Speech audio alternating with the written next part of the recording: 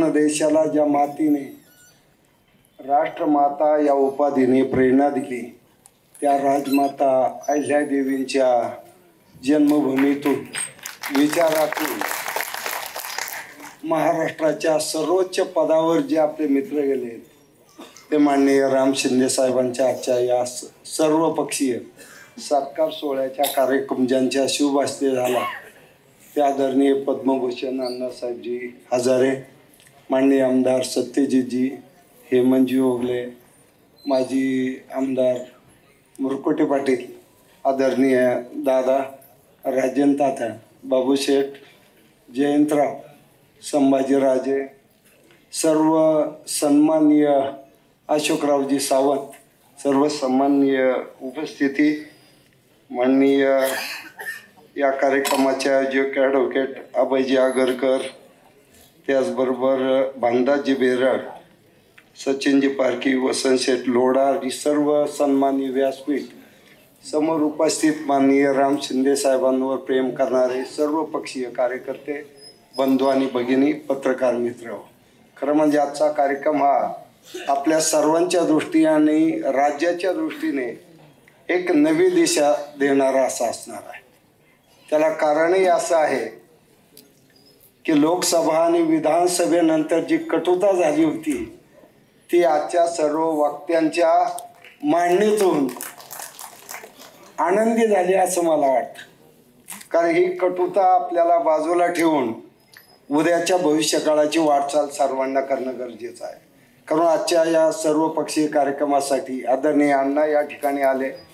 अभयजींचा मला फोन आला की पोपटराव तुम्हाला पण यायचं. मलाही मनापासून आनंद झाला कारण आदरणीय राम शिंदे साहेबांची आमची जास्त जवळीक सरपंच झाल्यापासून आणि त्यानंतर दुष्काळ निवारणाच्या मोठ्या कामात त्यांची एक संस्था DPP कार्यक्रमात होती. आम्ही त्यावेळेस काम करत होतो. कर्जत जामखेडमध्ये सरांनी काम केलं, नगर तालुक्यामध्ये आम्ही करत होतो. त्यामुळे अनेक वेळाच्या बैठका आणि चर्चा त्यामध्ये असायच्या आणि त्यातून सामाजिक काम करता करता पुढे सभापतीपद, मग पुढे जाऊन राज्यमंत्री, मग पुढे जलसंधारण कॅबिनेट मंत्री आणि आता राज्यातलं 2 नंबरचं सर्वोच्च पद म्हणजे विधान परिषदेचं सभापतीपद आपल्याला मिळालं. हा जो प्रवास आहे तो सर्व वक्त्यांच्या चर्चेतून आलेला आहे की तो एक निष्ठेचं फळ आहे. मी तर असं म्हणाल की कदाचित त्यांच्या हातून नगर जिल्ह्याचा नामकरण तर झालेलं आहे, पण त्या ज्या मातेने या भारतवर्षामध्ये काश्मीरपासून कन्याकुमारीपर्यंत आणि मुंबईपासून कलकत्त्यापर्यंत सर्वात मोठं पाण्याचं काम कोणी केलं असेल तर ते पुण्यश्लोक अहिल्यादेवी होळकरांनी केलेलं आहे. आणि त्यामुळेच माझी पहिली एक विनंती आपल्याला असणार आहे, कारण आता तापमान बदलाचे मोठे दुष्परिणाम संपूर्ण जगाच्या पुढे आहेत. आता आपण हळूहळू 12माही पर्जन्याच्या ट्रॅकमध्ये चाललेलो आहे. 75 वर्षात जे आपण निसर्गाकडून घेतलं अमृतकालात ते त्या 25 वर्षात परत द्यायचं आहे. आणि अशा कालखंडात आपल्या नद्या आणि नद्यांची स्वच्छता खूप महत्त्वाची आहे. म्हणून नगरला 2 नद्या एक काळी होत्या. एक ससेवाडीतून निघलेली शिना नदी का जी चोंडी आणि पुढे जाऊन सोलापूरकडे जाते, आणि दुसरी आहे कापूरवाडीकडून येणारा भिंगार नालाच झाला आहे. तर आपण शिना नदी स्वच्छतेची एक मोहीम हाती घ्यावी अशी आपल्याला विनंती आहे. कारण आता नगरचं नामकरण अहिल्यानगर झालेलं आहे आणि अहिल्यादेवींना खरा नामांतराचा काही द्यायचा असेल तर शिना नदीची स्वच्छता माझ्या दृष्टीने खूप महत्त्वाची ती आपण हाती घ्यावी. कारण एक आता नुकतंच इंद्रायणीचा एक मोठा कार्यक्रम हाती घेतलेला आहे स्वच्छतेचा. 2 बैठका त्या ठिकाणी देहूमध्ये झाल्या. परवा दिवशी एक मोठी बैठक होऊन त्यात आता लवकरच इंद्रायणीच्या स्वच्छतेचा मोठा उपक्रम हाती घेतला जात आहे. आणि त्या दृष्टीने आपण सर्वांनी आपल्या नगरसाठी सुद्धा काहीतरी करावं अशी अपेक्षा आहे. कारण आजच्या कार्यक्रमाला सर्व राजकीय कार्यक्रम आहे, पद मात्र राजकारणाच्या पलीकडचं आहे. आणि म्हणून आदरणीय अण्णांना मला या ठिकाणी बोलवलं. नगर जिल्ह्याची राज्याची एक मोठी परंपरा आहे. ज्या परंपरेने राजकारण आणि समाजकारणाचा एक नाजूक धागा बांधलेला आहे. आपल्याला कल्पना आहे की महामानव डॉक्टर बाबासाहेब आंबेडकर केंद्रामध्ये मंत्री असताना दिल्लीला अधिवेशन चालू होतं आणि डॉक्टर बाबासाहेब आंबेडकर एअरपोर्टवर गेले असताना त्यांना एक निरोप आला की गाडगे बाबा खूप आजारी आहेत. आणि त्यावेळेस विमान बाबासाहेबांनी सोडून दिलं. ते परत हॉस्पिटलला भेटायला आले बाबांना आणि गाडगे बाबांनी त्यांचं हसून स्वागत केलं. ते म्हणाले, एवढा मोठा संघर्ष आपण केला आहे, आता पारतंत्र्यातून आपण स्वातंत्र्यात आलेलो आहोत, आता राष्ट्र उभारणीचं काम सुरू आहे. बाबासाहेब तुम्ही अधिवेशनात दिल्लीत असायला पाहिजे होते. त्यावेळेस बाबासाहेबांनी उत्तर दिलं होतं, आमच्यासारखे राज्यकर्ते नेहमी जन्माला येतील, पण तुमच्यासारखा महान आत्मा जन्माला येण्यासाठी हजारो पिढ्यांना वाट पाहावं लागतं. हे महाराष्ट्राच्या राजकारणाचं आणि समाजकारणाचं नातं आहे आणि त्या नात्याचंच आपण आज जपणूक केली, याचा आमच्यासारख्यांना खूप आनंद आहे. खरं म्हणजे 22 तारखेला माझ्या मुलाचं लग्न झालं. आपण सर्व नगरकर्ते मोठ्या संख्येने होताच, पण त्या लग्न सोहळ्याला सुद्धा मला राम शिंदे साहेबांचा फोन आला की पोपटरावजी, मुख्यमंत्री महोदय आम्ही लग्नाला येणार आहोत. आणि मला मुख्यमंत्री कार्यालय सचिव श्रीकर परदेशी साहेबांचा फोन होता की अधिवेशन शनिवारी संपतंय आणि रविवारी आम्ही नगरला येणार आहोत. मी त्या लग्न सोहळ्याला मुख्यमंत्री महोदय आले याचा आनंद नक्कीच आहे, पण महाराष्ट्रातल्या सामाजिक क्षेत्रात काम करणाऱ्या कार्यकर्त्याचा तो सर्वोच्च सन्मान आहे असं माझं प्रामाणिक मत आहे. तर आपल्या सर्वांना कल्पना आहे की मी राजकारणाच्या सर्व व्यासपीठावर असो. स्वर्गीय R.R. पाटील साहेब मंत्री असताना अख्खा महाराष्ट्रभर आबांच्या बरोबर फिरलो. नंतर नामदार विजयसिंह मोहिते पाटील साहेब ग्रामविकास मंत्री झाले. पहिल्यांदा महाराष्ट्राच्या जिल्हा परिषद सदस्यांचा पहिला मेळावा अकलूजला केला आणि त्यातून विभागीय मेळावे अगदी महाराष्ट्रभर केले गेले. आणि संभाजीनगरच्या विभागीय मराठवाडा मेळाव्याच्या वेळेस उद्घाटन संपलं, आदरणीय शरद पवार साहेब जायला निघले आणि नंतर माझं नाव पुकारलं की यानंतर पोपट पवार बोलणार आहेत. आदरणीय पवार साहेब गाडीत बसलेले होते, साहेब उतरून परत आले आणि 22 मिनिटं व्यासपीठावर बस फक्त माझं ऐकलं.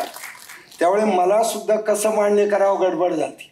आणि नंतर पुन्हा दिलीप वळसे पाटील साहेबांना संध्याकाळी फोन आला, दादा बरोबर आहे ना की साहेबांनी विचारणा केलेली आहे की मला हिवरे बाजारला यायचं, आणि साहेब हिवरे बाजारला आले होते. त्यानंतर जयंत पाटील साहेब ग्रामविकास मंत्री झाले. मग पुन्हा राज्यभर प्रत्येक जिल्ह्याची आढावा बैठका आम्ही घेतल्या आणि त्या बैठका घेत असताना त्या जिल्ह्यातले 5 गावं पाहायचे असा अख्ख्या महाराष्ट्राचा दौरा त्यावेळेस केलेला होता. पण त्यावेळेसही मला कधी कोणी म्हणलं नाही का पोपटराव तुम्ही राष्ट्रवादीत गेले काय. आणि पुन्हा सत्तांतर 14ला झालं आणि 14ला सत्तांतर झाल्यावर आदरणीय देवेंद्रजी फडणवीस साहेबांचा फोन आला की आता पोपटराव तुमचे अनुभव महाराष्ट्राच्या दुष्काळ निवारणासाठी आम्हाला द्या. आणि 14 पासून आजपर्यंत जेव्हाही बोलवलं जातं त्यावेळेस मी आवर्जून, कारण जो अनुभव मी घेतलेला आहे का आपल्या सर्वांना कल्पना आहे की राजकीय व्यासपीठावर जायचं नाही ठरवून टाकलेलं आहे. स्टेजवर बसलेल्या बऱ्याच मंडळींना त्याची कल्पना आहे. फक्त उद्देश एकच आहे, जे काम मला आज करायला मिळालं ते आज जगाची समस्या झालेली आहे. आणि सगळ्यात मोठा धोका पुढच्या 25 वर्षात काय आहे तर पाण्याचं थेंबाचं जे आकारमान वाढलेलं आहे. कधीतरी 50-100 वर्षातून ढगफुटी जाणवायची, आता प्रत्येक सीजनला आज ढगफुटी होत आहे. आणि याचा परिणाम सर्वात मोठा पुढच्या कालखंडात भारतीय शेतीवर होणार आहे. आणि या देशातील ज्याला सेडिमेंट लॉस आपण म्हणतो, पाण्याबरोबर मातीतले वाहून चाललेले मूलद्रव्य आणि कार्बन स्थिरीकरण, याची भारताची पहिली प्रयोगशाळा आपण हिवरे बाजारमध्ये उभी केलेली आहे. आणि त्याच्यावर खूप मोठं चिंतन त्यावर केलं. आता 6, 7, 8, 3 दिवस दिल्लीमध्ये एक मोठी कार्यशाळाही आहे. आणि त्याचबरोबर केंद्रीय कृषी मंत्री शिवराज चव्हाण साहेबांनी 2 बैठका त्यासाठी लावलेल्या आहेत. आणि म्हणून जे योगदान या ठिकाणी आदरणीय अण्णांचं असेल किंवा माझं असेल, या योगदानाचे आपण सर्वजण भान ठेवून कदर करून जे पाठबळ देतात, या पाठबळावरच आमच्यासारखे कार्यकर्ते काम करत असतात. पण आजच्या प्रसंगी आदरणीय शिंदे साहेबांना एक विनंती राहील की आता सर्वपक्षीय आजचा कार्यक्रम आहे आणि नगर जिल्हा नगर तालुका सोडून सगळ्या तालुक्यांना पाणी आहे. माझी एक विनंती राहील, काळसोंड दऱ्याचं पाणी जर आलं तर भाळवणी परिसर आणि नगर हिंगणगाव हा परिसर पाणी येऊ शकतं. कारण त्यावेळी अशोकराव सावंत समोर असतील. पारनेरमध्ये 2 बैठका घेतल्या होत्या. आदरणीय अण्णा आणि आम्ही त्यावेळे नामदार अजितदादा पवार साहेबांना भेटायला गेलो आणि दादांनी त्यावेळेस सांगितलं की तुम्ही पुढची तयारी करा, मी मदत करतो. आज योगायोग आहे, काशीनाथ दाते सर आता घड्याळाचे उमेदवार आहेत आणि नामदार अजितदादा साहेबांकडे अर्थ खातं आहे आणि राम शिंदे साहेब आता तुमचा सर्व जो विचार आहे आदरणीय देवेंद्रजी फडणवीस साहेब नाही म्हणणार नाही आणि पलीकडे साकळाईवाले मग बसलेत बाळासाहेब. नगर तालुक्याला थोडंसं तरी येऊ शकतं. आणि याचबरोबर दुसरी एक गोष्ट आहे की एखादं मेडिकलचं दुष्काळी भागात मेडिकल कॉलेज यावं अशी विनंती आहे. उत्तर आणि दक्षिण जरा बॅलन्स होऊ शकतो आणि ते काम नक्कीच राम शिंदे साहेबांच्या मदतीने होऊ शकतं. सर्वात महत्त्वाचा शेवटचा मुद्दा हा आहे की आता पुण्याची हद्दवाढ विस्ताराला मर्यादा आल्यात, संभाजीनगरच्या विस्ताराला मर्यादा आल्यात, नाशिकच्या विस्ताराला मर्यादा आल्यात. आता नगरला एक मोठा ॲग्रिकल्चर हब होऊ शकतो. तर या 3ही जिल्ह्यांना अन्नधान्य पुरवण्या इतकी शेती सुपीक आणि पाणीदार नगर जिल्ह्यात आहे. यासाठी टाकळी डोकेश्वर आणि परिसरात जे पडीक जमीन बऱ्यापैकी आहे तिथे जर एखादं कार्गो हब झालं, एखादं विमानतळ झालं तर मला वाटतं दक्षिणेला खूप मोठा आधार त्यातून मिळणार आहे. आणि अशा पद्धतीने जर आपण पुढे गेलो तर मला वाटतं आजच्या सर्व पक्षीय सत्कार सोहळ्याला त्याचं फलित निश्चित चांगल्या प्रकारे मिळेल आणि त्या प्रकारची क्षमता आदरणीय नामदार राम शिंदे साहेबांकडे आहे.